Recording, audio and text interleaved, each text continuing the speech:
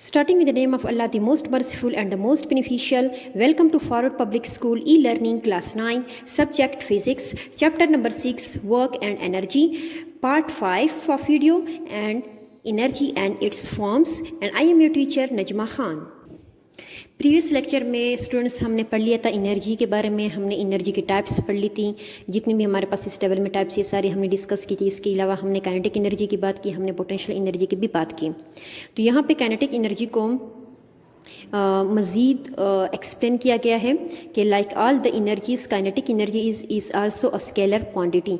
जिस तरह बाकी एनर्जीज होती हैं इस तरह काइनेटिक एनर्जी भी एक स्केलर क्वांटिटी है। स्केलर मींस यानी कि जिस तरह आप पिछले चैप्टर्स में पढ़ चुके हैं कि स्केलर क्वांटिटीज़ वो क्वांटिटीज़ होती हैं जिसकी कोई डायरेक्शन नहीं होती।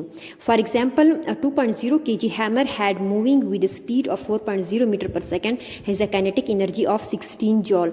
ये फॉर एग्जाम्पल हमारे पास एक हैमर है जिसकी वेट हमारे पास 2.0 kg है और ये मूव कर रही है एक नेल को दीवार में टोकने के लिए। तो ज़ाहिर सी बात है, as we know that when a body is in movement, जब कोई बॉडी मूवमेंट में होती है तो उसमें काइनेटिक एनर्जी प्रोड्यूस होती है। तो सेम सिचुएशन इज हियर, ये हैमर मूव कर रहा है तो इस हैमर में काइनेटिक एनर्जी प्रोड्यूस हुई।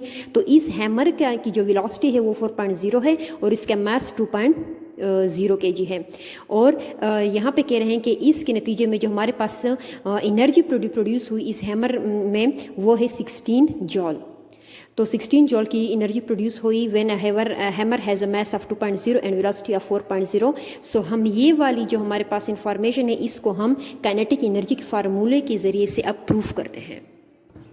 सो स्टूडेंट्स, यहाँ पे हमारे पास हमें एग्जांपल ली गई थी, एक हैमर की दी गई थी जिसकी हमारे पास जो वेलोसिटी थी वो इक्वल थी 4.0 मीटर पर सेकेंड की और इसका जो हमारे पास मास था वो इक्वल था 2.0 kg के। और हमें बताया गया था कि यहाँ पे जो एनर्जी प्रोड्यूस हुई वो हमारे पास इक्वल थी 16 जॉल के।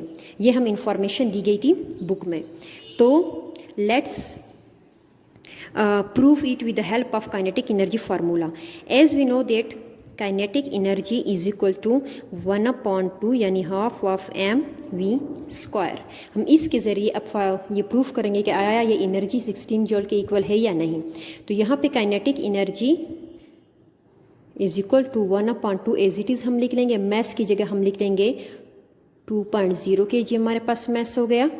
और इसके बाद हमारे पास आ रही है इसकी वेलोसिटी जो कि हमारे पास इक्वल है 4.0 मीटर पर सेकेंड की, लेकिन यहाँ पे हमारे पास वेलोसिटी के ऊपर स्क्वायर है। तो यहाँ पे as you know that the kinetic energy is equal to 1/2 को अगर हम डिवाइड करें तो हमारे पास इक्वल होता है, take a calculator, divided 1 divided by 2 it will come as 0.5। तो इसकी जगह आप लिखेंगे 0.5। 2.0 को फिलहाल एज इट इज़ लिख लें। Now come towards 4.0। 4.0 का जब हम स्क्वायर लेंगे, 4.0 का जब आप कैलकुलेटर में स्क्वायर लेंगे तो ये आपके पास इक्वल हो जाएगा 16 के। तो ये आपके पास आ जाएगा 16। Now you can see that 16 multiply by 2 is equals to 32। 0.5 into 32 kg metre per second. तो अब हम अगर 32 मल्टीप्लाई करें 0.5 से तो ये इक्वल आता है 16 के।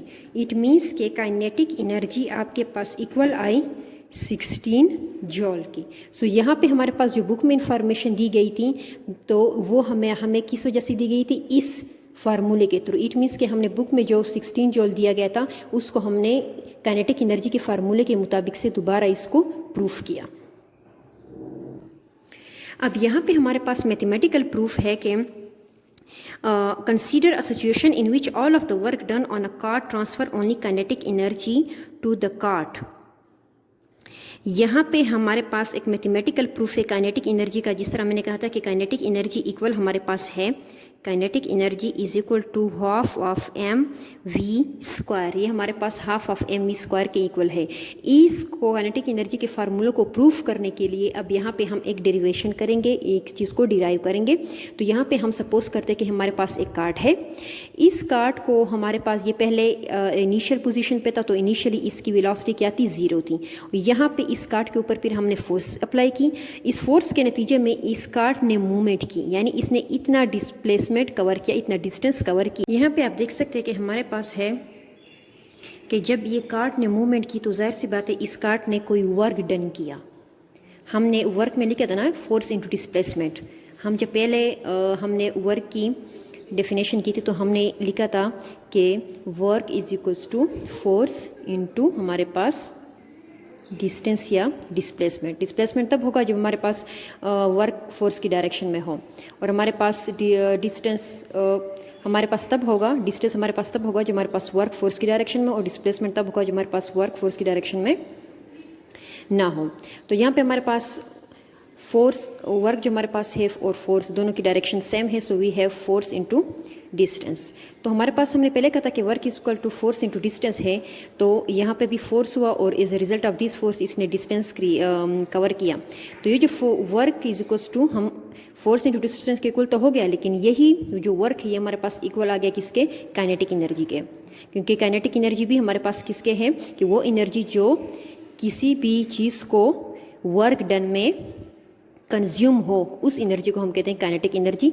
सो यू कैन राइट के work is equals to kinetic energy, and we know that work is equals to force into distance, so we have write force into distance. आप लिख सकते हैं कि kinetic energy is equal to force into distance. यहाँ तक clear हो गया। ये इसको आप दे देंगे इक्वेशन 1 का नाम। आपको हमें उसके बाद आप आ जाए Newton second law of motion. अब Newton second law of motion में हमें दिया गया है कि फोर्स इक्वल है हमारे पास मैस इनटू एक्सेलरेशन के। अब यहाँ पे जिस तरह हम पहले कह चुके हैं कि एक कार्ड है जिस पे हमने फोर्स अप्लाई की, और as a result of this force इस कार्ड ने एक इतना डिस्टेंस कवर किया in form of S. Initially जब ये अपनी पोजीशन पे था तो इसकी इनिशियल वेलोसिटी 0 थी, और जब इसने डिस्टेंस कवर किया तो इसकी फाइनल वेलोसिटी चेंज हो गई v में। तो जिस तरह हमें मालूम है कि वर्क इक्वल है फोर्स इनटू डिस्टेंस के, यहाँ पे भी फोर्स और डिस्टेंस लगाया था हमारे पास, तो work is equal force into distance. तो हमें मालूम है कि kinetic energy is that energy which is consumed for doing work. So आप लिख सकते हैं कि work is equals to kinetic energy. तो आप काइनेटिक एनर्जी की जगह आप वर्क की वैल्यू लिख सकते हैं फोर्स इनटू डिस्टेंस, और इसको आप नाम दें इक्वेशन 1 का। अब न्यूटन सेकेंड, अब यहाँ पे आप जब नीचे डेरिवेशन की तरफ आएंगे तो यहाँ पे आपके पास ये वाली इक्वेशन तो आपने लिख ली। अब आप एफ की वैल्यू निकालेंगे और फिर आप एस की वैल्यू निकालेंगे, फिर दोनों की वैल्यू पुट करके फिर आप काइनेटिक एनर्जी की तरफ आएंगे। अब let's towards the F value. तो Newton second law of motion में हमें बताया गया है कि F is equals to M, यानी कि फोर्स इक्वल है मैस इनटू एक्सेलरेशन के। इसको आपने नाम दिया इक्वेशन 2 का। उसके बाद हमें थर्ड इक्वेशन ऑफ मोशन जो है वो कहता है कि 2as is equal to final velocity square minus initial velocity square. अगर आप इसको रीअरेंज करेंगे तो हमारे पास s की वैल्यू किस तरह निकलेंगी यहाँ से, s will be equal to vf square minus vi यानी initial velocity square upon 2a। यहाँ से आपके पास s की वैल्यू निकल आई और इसको आप दे देंगे इक्वेशन 3 का नाम। Now putting the values of equation 3 and 2 in equation 1। यहाँ से इक्वेशन 2 से आपके पास वैल्यू आई फोर्स की, और इक्वेशन 3 से आपके पास वैल्यू आई एस की। अब ये इस इक्वेशन 1 में इन दोनों की वैल्यूज पुट करते हैं। Now see kinetic energy will be equal to force की वे। अब फोर्स की जो हमारे पास है उसकी वैल्यू डालें, एम ए लिख लें, इनटू डिस्टेंस की वैल्यू आप लिख लें। डिस्टेंस की वैल्यू हमारे पास इक्वल है किसके, v f square minus v i square divided by 2a। अब ये आपने डाल दी तो ये एक्सेलरेशन कट हो सकता है, तो आपके पास ये कैंसिल हो गया। Kinetic energy will be equal to mass into v f velocity square final velocity square minus initial velocity square divided by 2। अब यहाँ पे आप ये लिख सकते हैं कि हमारे पास जिस तरह हमें मालूम है कि जब एक ऑब्जेक्ट स्टार्ट होता है उसकी इनिशियल वेलोसिटी क्या होती है, ज़ीरो होती है। और यहाँ पे हमारे पास भी जब कार्ट स्टार्ट हो रहा था तो इनिशियल वेलोसिटी उसकी ज़ीरो थी और जो फाइनल वेलोसिटी थी वो क्या थी, v थी। अब इसके अगर हम वैल्यूज़ डालेंगे तो हमारे पास kinetic energy will be equal to mass into v square minus initial velocity zero है, ज़ीरो स्क्वायर डिवाइडेड बाय 2। तो ज़ीरो तो यहाँ से कट जाएगा तो आपके पास आ जाएंगे kinetic energy will be equal to mass into velocity square divided by 2। तो आप इसको इस फॉर्म में लिख सकते हैं कि kinetic energy will be equal to 1/2 half m into V square. तो यहाँ से हमें प्रूफ हो गया काइनेटिक एनर्जी का। Okay, thank you okay students, अब यहाँ पे हमने जैसे प्रूफ कर लिया कि kinetic energy is equal to half of M square, हमने ये डेरिवेशन ड्राइव कर ली। Now this equation shows the relation between the kinetic energy of a moving object with its mass and velocity. ये equation हमें बताती है कि किस तरह काइनेटिक एनर्जी रिलेटेड है किसी भी ऑब्जेक्ट के मास के साथ और उसकी वेलोसिटी के साथ। यानी कि अगर मास ज़्यादा या कम होगा या वेलोसिटी ज़्यादा या कम होगी तो वो किस तरह हमारे पास रिलेटेड होगा towards kinetic energy of that object. Equally important, it demonstrates the work kinetic energy theorem which states that the work done on an object is equal to change in energy। इसके अलावा यहाँ से हमें दूसरी जो मालूमात है वो ये पता चलती है कि हमारे पास जो वर्क एनर्जी थ्योरम है, according to work energy theorem हमारे पास एनर्जी जो हमारे पास है वो इक्वल है किसी भी ऑब्जेक्ट के वर्क में। यानी कि that the work done on object is equal to change in energy, कि हमारे पास जो भी कोई ऑब्जेक्ट वर्क डन करता है तो वो वर्क डन हमारे पास इक्वल होता है उसी ऑब्जेक्ट की एनर्जी चेंज में। तो यहाँ पे हमारे पास पहले जिस तरह हमें यहाँ पे हमारे पास कार था, उसने मूवमेंट की तो वहाँ पे वर्क डन हुआ और उसी वर्क डन हमारे पास वही वर्क डन इक्वल हुआ काइनेटिक एनर्जी के। और काइनेटिक एनर्जी का रिलेशन हमें बताता है मास के साथ और वेलोसिटी के साथ। तो इस इक्वेशन से हमें ये दो चीज़ें पता चलती हैं। Okay, thank you students. This is the end of part 6 of chapter 6. We will continue this chapter in our next video. I hope you will understand this. Thank you. Allah Hafiz. Stay home, stay safe.